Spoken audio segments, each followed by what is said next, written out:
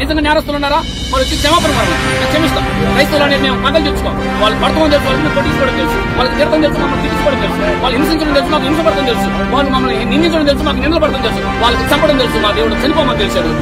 ఇదే సేవంటే సాగు ప్రతిపట్టి ఇట్లా ఈ విధంగా మత కలహాలు సృష్టిస్తే రాష్ట్రం మరొక యూపీ అవుతుందని నేను తెలియజేస్తాను.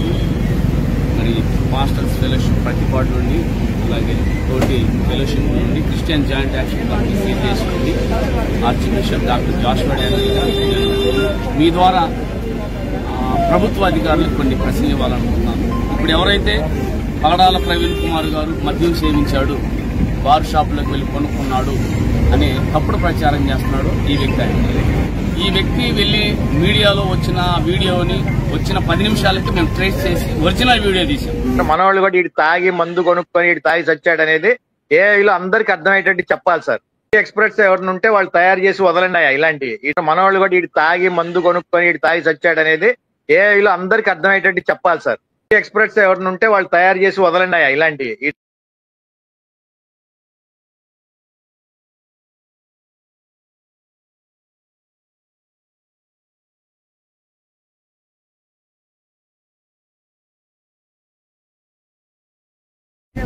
మరి చూడండి, మీరు దీన్ని ఏఐ టెక్నాలజీలో వాడారు, మా వాళ్ళు దాన్ని కూడా తీశారు. చూడండి, ఇప్పుడు ఈ వ్యక్తిని ఎందుకు విచారం జరగండి కదా, కొట్టుకోవాలి కదా. అంతలో బహిరంగంగా ఆయన పగడాల ప్రవీణ్ కుమార్ గా చిత్రీకరించారు. ఏఐ యాప్ ద్వారా ఎవరు చిత్రీకరించారు, ఈ వ్యక్తి ఎవరు? ఇప్పుడు ఈ వ్యక్తి ప్రతి బార్ షాప్ కు వెళ్తుంది. ఈ వ్యక్తి ప్రతి బార్ షాప్ కు వెళ్లి పగడాల ప్రవీణ్ కుమార్ గా వారి ద్వారా యాక్టింగ్ చేపిస్తున్నారు. మేము మొదటగా తూర్పుగోదావరి జిల్లా ఎస్పీ గారు రిలీజ్ చేసిన సీసీటీవీ ఫుటేజీల్లో, అలాగే వారు రిజిస్టర్ చేసిన అనుమానాస్పద మృతిలో వారు జరిగించిన విచారణ శాలవంగా ఉంది.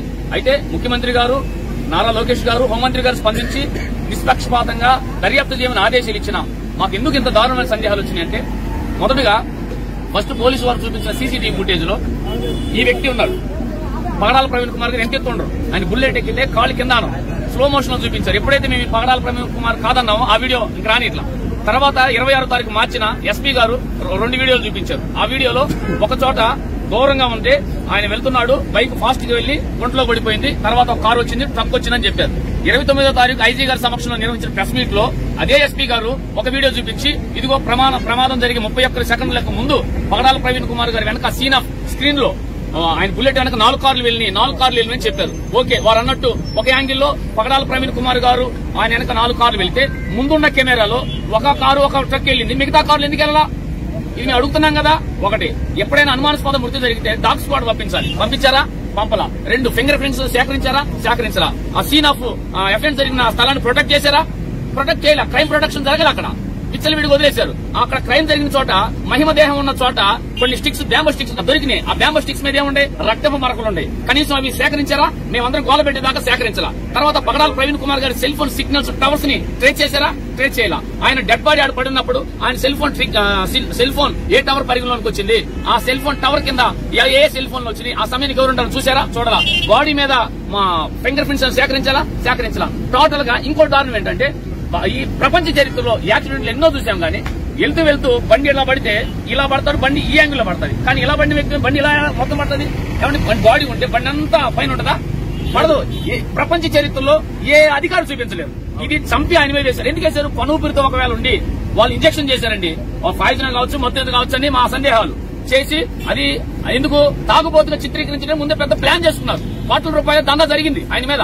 ఇప్పుడు ఒకవేళ బతుకుతాడేమో, తెల్లారైతే గొడవ అయిపోయిందని చెప్పి ఇన్ఫీల్డ్ ని ఆయన మీదేశాడు. ఇన్ఫీల్డ్ ని ఊపిరి ఆడుకుని చచ్చిపోతారండి. పక్కన ఆయన మహిమదేహం పక్కన కలద్దాలు ఎలా ఉండి అండి, మోసకు చక్కగా ఉందండి, చల్లా చెదురు జరగల. ఇంకోటి, అలా పడినప్పుడు గుంటలు పడతాయండి. చిన్న గుంట అంటే 4 గుంట బైపాస్ పక్కనే 3 అడుగుల దూరంలో 6 అడుగుల లోతు ఎటువంటి ఫ్లాట్ గా దాంట్లోకి వెళ్లి అంత దారుణమైన ఎలా చనిపోతారు? కనీసం గుంట ఉండేదిగా. ఇక్కడే సహజంగా ఎవరైనా బైక్ మీద వెళ్తే అంత పడితే ఈతలు పడతాయి. అది కూడా లేదు. టోటల్ గా అక్కడున్న గౌరవ ఎస్పీ గారికి ఈ విషయంలో మరి తప్పుడు సమాచారం ఇచ్చారు. ఈ విషయాన్ని మొదట ప్రభుత్వానికి తప్పుడు సమాచారం ఇస్తే మా క్రైస్తవుల మనోభావాన్ని, మా బాధను, మా ఆవేదన అర్థం చేసుకునే ప్రభుత్వం వెనువెంటనే స్పందించి వాళ్ళని వదిలిపెట్టవద్దని ఆదేశాలు ఇచ్చారు. మాకు తృప్తిగా ఉంది. కానీ ప్రభుత్వం స్పందించినా ఎందుకని అధికారులు ఇలా చేస్తున్నారు? మేము ఒకటే కోరుతున్నాం మీడియా మిత్రుల ద్వారా, ఈ రాష్ట్ర ప్రభుత్వాన్ని, ఈ రాష్ట్రంలో ఎన్నడూ లేని కల్చర్ ఎంటర్ అయింది. ఇప్పటి వరకు ఈ రాష్ట్రంలో హిందువులు, ముస్లింలు, క్రైస్తవులు అన్నదమ్ములాగా బ్రతికారు, భారతీయులుగా బ్రతికారండి. ఒకరి పండుగలకు ఒకరు వెళ్లేవాళ్ళు, ఒకరి మనోభావాలు ఒకరు గౌరవించుకునేవాళ్ళు. వ్యవస్థని సోషల్ మీడియాలో కొంతమంది మతోన్మాదులు వాళ్ళు పంపం గడుపుకోవడానికి రెచ్చగొట్టే వ్యాఖ్యలు చేసి చెడగొడుతున్నారు. కాబట్టి మమ్మల్ని ఎవరు విడదీయలేరు, మేము భారతీయులము. కాబట్టి ఈ విషయం మీద సంపూర్ణ దర్యాప్తు జరిగించాలి. నిన్న ఏఎస్ఐ గారు ఒక వీడియో చూపించారు. నేను డ్యూటీ చేస్తున్నానండి 3 గంటలు ఆడు కూర్చున్నాడు అన్నాడు. ఏమండి, ఒక వ్యక్తి నిజంగా ఆయన సాదాసీదా వ్యక్తి 4 కంపెనీలకు 4 సాఫ్ట్వేర్ కంపెనీలకు సీఈఓ, కోట్ల రూపాయల ఆస్తి ఉంది, అనేక మందిని చదివిస్తున్నాడు, ఒక దైవజనుడు. ఒకవేళ నిజంగా జరిగితే ఫోన్ చేసుకోరా? ఎవరికి ఫోన్ చేయరండి? అదే విజయవాడలో ప్రతి చోట ఆయన్ని ప్రేమించే వాళ్ళు ఉన్నారు, వెంబడించే వాళ్ళు ఉన్నారు, వాళ్ళకి చేయరండి, ఫోన్ చేయలేదు. ఇంకోటి యాపిల్ ఫోన్ ని ఎస్పీ గారు ఉన్నారు, ఫింగర్ ప్రింట్ మేము తీసే ఉన్నాడు. చనిపోయిన డెడ్ బాడీ ద్వారా యాపిల్ ఫోన్ ఓపెన్ అవుతుందా? పనిచేస్తుందా?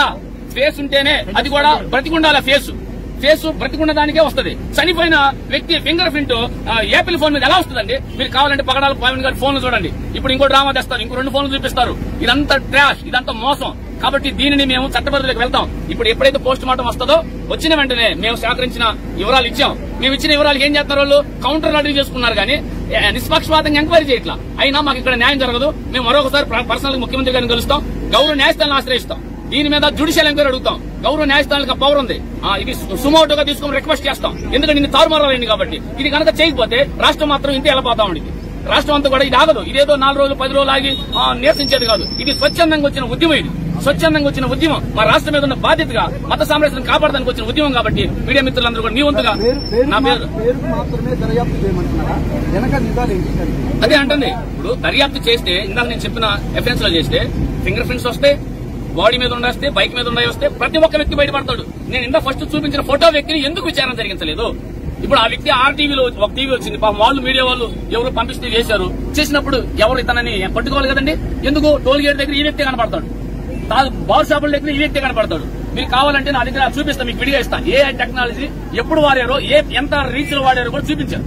మరి ఇప్పుడు మేము దాన్ని ట్రేస్ చేయకపోతే తాగుబోతులు మేము నమ్మేవాళ్ళంగా? అంటే ఇది చంపడమే కాకుండా పాస్టర్లు తాగుబోతులు, క్రైస్తవులు తాగుబోతులని మమ్మల్ని అవమానపరచడం ఇది దారుణమైన ఇబ్బంది కదండి. దయతో ఈ విషయం మీద ప్రభుత్వం అవసరమైతే మరొక మారు స్పెషల్ బృందాన్ని ఏర్పాటు చేసి ఈ విషయాన్ని న్యాయం చేయండి. నిజంగా నేరస్తులు ఉన్నారా?